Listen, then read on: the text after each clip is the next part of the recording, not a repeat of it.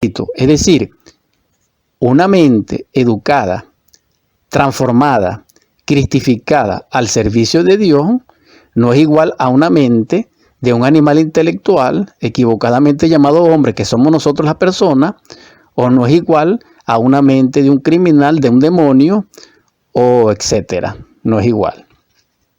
Entonces, necesitamos comprender lo que es la mente. Y para comprender lo que es la mente, debemos comenzar de que la mente no está integrada, de que no existe una mente dentro de nosotros, porque la mente que nosotros tenemos, dijéramos, es pluralizada.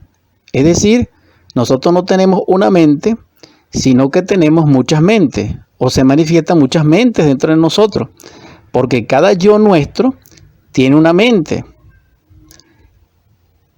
Nosotros debemos aclarar que en el mundo multidimensional de la mente somos múltiples también, porque en cada expresión del yo de la mente expresa una mente que no concuerda con las otras mentes que son parte de nuestra mente, y entonces estamos no integrados, sino que en el mundo de la mente hay una dispersión, hay un caos, hay un desorden, y por eso estamos como estamos.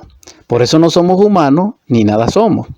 Ahora bien, esa mente dispersada obedece momentáneamente, no por coordinación e inteligencia, sino por fuerza y atracción dinámica de las fuerzas internas afines y mutuas, por la mente del agregado psicológico que tenga más fuerza, en el cilindro que tenga más fuerza momentáneamente.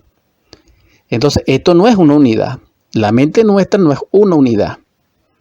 Entonces, ¿a qué mente se refiere la ciencia materialista?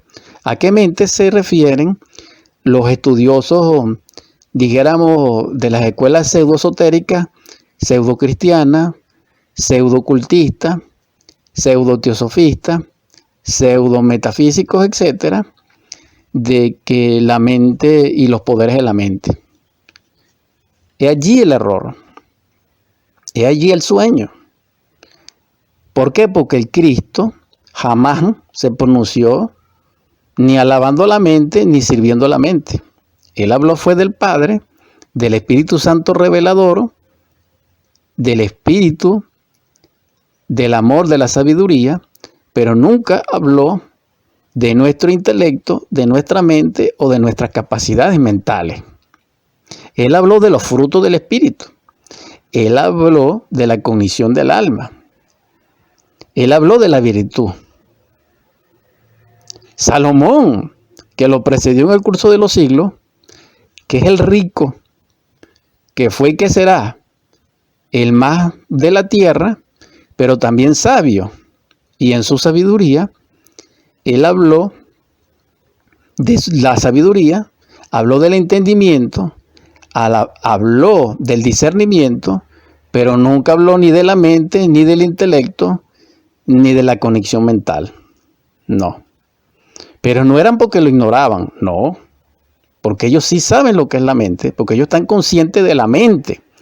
Entonces, nosotros debemos comprender que la mente es la energía manásica del logo, que debe ser organizada dentro de nosotros para crear un centro mental y cristificar dentro de nosotros esas fuerzas organizadas manásicas o energías manásicas para crear dentro de nosotros, dijéramos, la mente Cristo, que es un cuerpo mental solar, crístico, luminoso, que sea útil al ser, que sea útil a Dios y que sea útil a la humanidad. Entonces, en el intelecto reside el yo y reside el anticristo. Y cuando eso se expresa el inicuo a través de la palabra y del falso profeta. Especialmente para aquellos que de alguna manera comulgan o profesan algún credo, religión o sapiencia. Pero sin embargo, aquel que es capaz de desintegrar el ego en los niveles de la mente y que sean capaces de crear dentro de su templo interior en la Jerusalén celestial la mente Cristo, que fue enseñada por nuestro Salvador el Cristo cuando envía a sus discípulos por un borrico o asno, dijéramos salvaje, no domesticado, porque eso es lo que es, y sin embargo él lo montó y llegó a la Jerusalén en un domingo de Ramos. Ese pasaje, ese escenario allí metafóricamente descrito, ese asno, ese borrico, simboliza la mente. Entonces, el Cristo, cuando ejerce señorío y doma a la mente y logra cristificarla con el cuarto misterio de Melquisedec, rey del mundo, rey de Salem, rey de paz, él, cuando logra crear su cuerpo mental, entonces puede cristificar esa mente en trabajos mayores y esa mente funciona en forma unitaria hacia el ser y produce la integración del ser a nivel del mundo mental o de esa dimensión mental. Y esto es interesante porque así se va cristalizando el ser dentro de nosotros y se va integrando el ser. Entonces ese espíritu de integración que es amor puro nos va a llevar entonces nosotros a las alturas, dijéramos, iniciática de la perfección, de la purificación y de la asimilación de los principios crísticos dentro de nosotros. Pero eso se logra tocando la puerta del Edén. Pero para tocar en esa puerta del Edén necesitamos despertar en el amor, pero esto tiene también una paralela que es ontológica, es decir, con respecto al ser y que pertenece al tálamo nupcial, que pertenece a los misterios de Felipe, que pertenece a la respuesta que le dio Jesús el Cristo a la samaritana en aquel pozo que le dijo, busca a tu marido para que él te dé esa agua, y también cuando él realiza el milagro en la boda de Canaán, que está descrito en el Evangelio de Juan, en sus primeros capítulos, en el 3, si recuerdo bien. Entonces también tiene concordancia con la enseñanza que le da Jesús el Cristo a Nicodemo, al gran rabí de Israel, cuando le dice, nace de nuevo, del agua y del fuego, o del agua y del espíritu. Entonces, el amor como es íntegro, el amor como es absoluto, el amor como es todo, una de las partes de ese todo del amor es el amor nupcial, es el amor creador, es el amor donde se reproduce, dijéramos, la vida. No podemos nosotros extraer, diferenciar el amor nupcial, el amor entre varón y varona, fuera del amor cósmico, no. Porque es un solo amor, pero es una de sus partes. Porque el amor como espíritu integrador está integrado y es íntegro. Entonces, en esa posibilidad, en esa dimensionalidad del amor, es salvador. Entonces, ¿cómo nosotros nos salvamos? Amando. Entonces, solamente aquel que despierta en el amor y que es capaz de ser copartícipe con otro ser a través de ese amor, en ese amor son copartícipes del espíritu del amor, que es el Cristo mismo, y ese Cristo viene a auxiliarlo, viene a salvarlo. Entonces, esa es la vía, hermanos, hermanas. Necesitamos la integración del ser. Pero para nosotros integrar al ser, necesitamos de la rectitud. Si volvemos a recordar a Salomón, que es el hombre más sabio y rico al mismo tiempo que ha existido, él nos legó en Proverbio o en Eclesiastes de que el espíritu de la sabiduría reside en amar a Dios o en temer a Jehová. Y dice que el espíritu del entendimiento y de la inteligencia está en evitar el mal. Gnósticamente, eso traducido significa vivir en rectitud. Vivir en rectitud significa un pensar, un sentir y un obrar en rectitud. Entonces, estos principios de vida en rectitud nos llevan a nosotros a la integración.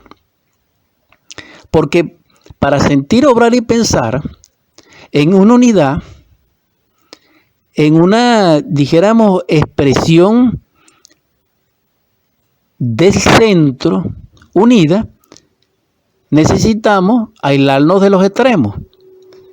Al aislarnos de los extremos y viviendo el centro en rectitud, entonces nosotros somos auxiliados por el ser. ¿Por qué? Porque los cilindros de nuestra máquina orgánica estarían en armonía desde el punto de vista funcional, posicional y de expresión. Y en ese sentido recibimos auxilio de lo divinal. Entonces el recto pensar, el recto sentir y el recto obrar no se podría realizar tampoco sin el trabajo psicológico sobre sí mismo. Porque para llegar a ese estado se necesita el recuerdo de sí mismo. Porque cuando uno no está en recuerdo de sí mismo, entonces uno está dormido, está inconsciente, está en un estado de subconsciencia o de infraconsciencia, está fascinado, está totalmente identificado, y entonces ¿qué se va a acordar del ser? Y si no se acuerda del ser, no se acuerda de la rectitud. Y si no se acuerda de la rectitud, el yo, dijéramos, está manifiesto en su totalidad, en forma ostensible, grotesca y, dijéramos, inhumana. Y el yo no sabe ni reconoce ni conoce lo que es la rectitud. Entonces, ¿cómo comienza la rectitud? Ordenándonos a sí mismos, es decir, autoobservándonos, para podernos ordenar. Entonces el orden aparece nuevamente, ese orden que les llamé al principio, de la escala del ser. Esto es necesario comprenderlo. Solo así, hermanos, hermanas, nosotros podemos realizar un trabajo realmente correcto hacia la aspiración de la luz. Anhelando que así sea, espero vuestra reflexión para que puedan lograr la autorización íntima del ser, el despertar de la conciencia en el Cristo y en la cristificación. Hemos concluido la transmisión del programa 245 Superando Nuestros Límites. En este instante lo estoy grabando porque la mitad del programa o más de la mitad del programa, cuando lo transmití directamente, se me perdió y no lo pude grabar estando grabándolo. Pero así sucedió. En todo caso lo estoy grabando para poderlo subir a la red en video y en audio para la audiencia. Vamos a convertir esta plática en oratorio, expresando gratitud a todos. Gracias por escuchar. Nada somos, nada seremos sin el ser, sin el amor, sin el obrar en el amor. Nada soy, solamente como mediador expreso una inquietud y comparto un conocimiento extraordinario, gnóstico crístico, que nos lleva a nosotros a la autorrealización. Nada más.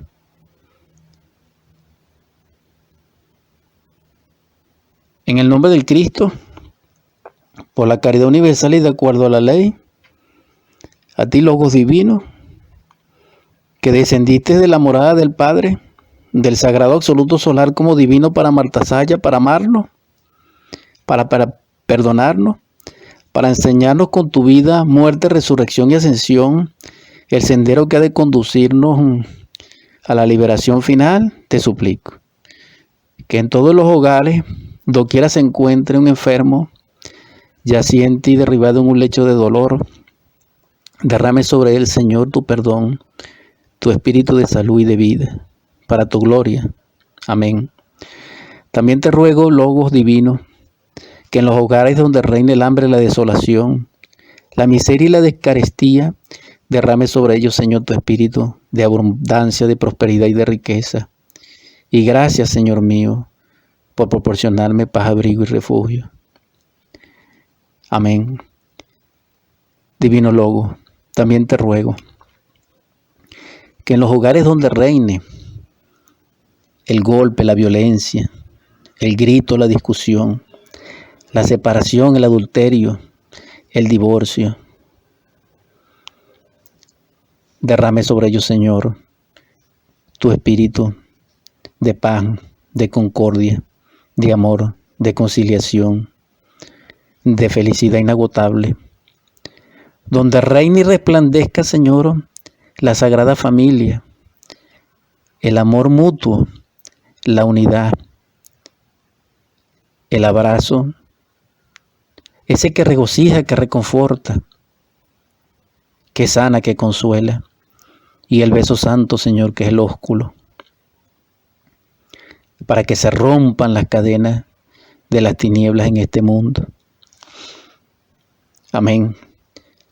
También te ruego, Señor, que ese amor que hay en ti lo derrames sobre nosotros, para que podamos ser partícipes de él, para que así podamos amar a nuestros niños, para jugar con ellos, para proporcionarles belleza, para que así también podamos amar a nuestros jóvenes, para orientarles, para guiarles, para confortarles, para que también así, Señor, podamos amar a nuestros ancianos, para reverenciarles, para honrarles, para acompañarles, para sanarles, para despedirlos. También te suplico, Señor, que con ese amor nos salve, Señor, de sí mismo, del ego, del dolor, del error, para que también, Señor, con ese amor puedas consolar nuestro adolorido corazón de nuestros seres amados que se han ido, Señor. Y te suplico que para ello derrame tu espíritu de prosperidad, de libertad, de protección, y que si pueden volver algún día, amén, Señor, para tu gracia infinita y para nuestra dicha. Porque nosotros le lloramos y Venezuela les llora. También te pido, Señor, que realice el milagro de hacernos humanos.